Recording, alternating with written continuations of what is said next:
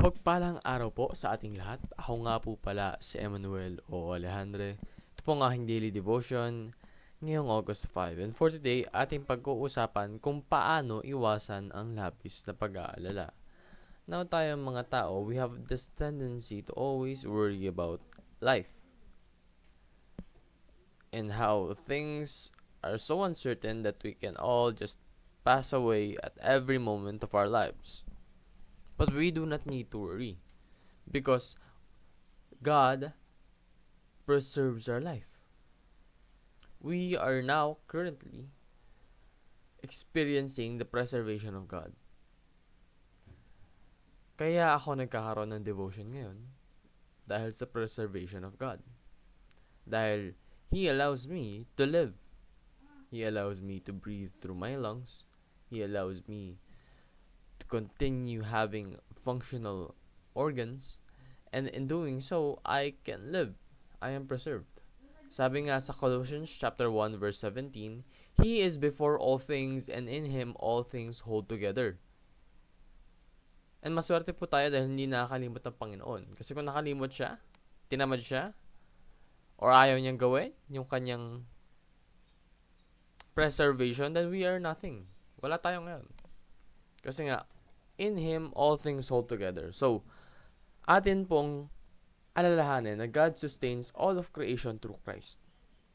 We have been made through Christ.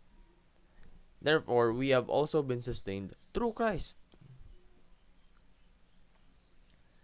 At ito'y napakalaking revelation dahil wala tayo kung wala sila.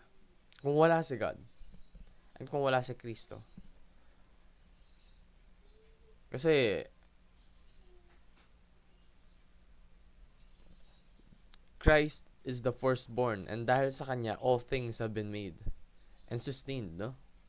So, glory to God dahil tayo ginawa niya through Christ. So, God keeps you alive for a purpose. Bakit ka nga ba ginawa? Bakit ka nagising ngayong araw? Bakit ka patuloy na binibigyan ng Panginoon ng pagkakataon sa buhay? That is because you can do something or you must do something for the greater plan of God. Tayo po ay ginagawang instrumento, ginagamit upang malaganap ang kaharian ng Panginoon at patuloy ang kanyang plano. Kailangan po nating alamin itong purpose na binigay sa atin. How? Talk to God. Pray that you will have a revelation ng purpose sa buhay mo para magawa mo ito. But despite this, meron kang ang purpose. Pero it doesn't mean that you need to focus only on that purpose, no? Actually, God wants you to enjoy a life free from worry. Yung buhay na hindi mo na kailangang mag-alala kung magigising pa ba ako bukas. Dahil si God na ang bahala doon. Your life will be full of meaning. Because the plans God has for you will not harm you, but will prosper you as long as you follow Him. So fix your eyes on Jesus, the sustainer of all things. Magpasalamat ka.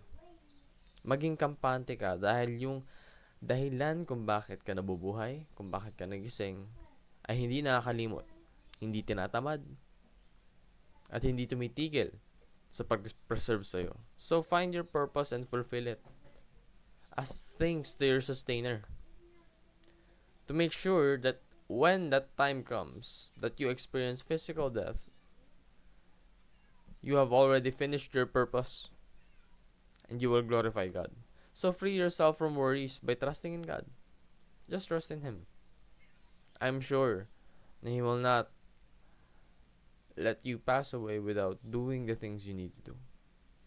Yun lamang po ang aking daily devotion. Maraming salamat sa pakikinig. Pagpalain po tayong lahat and let us all give glory to God.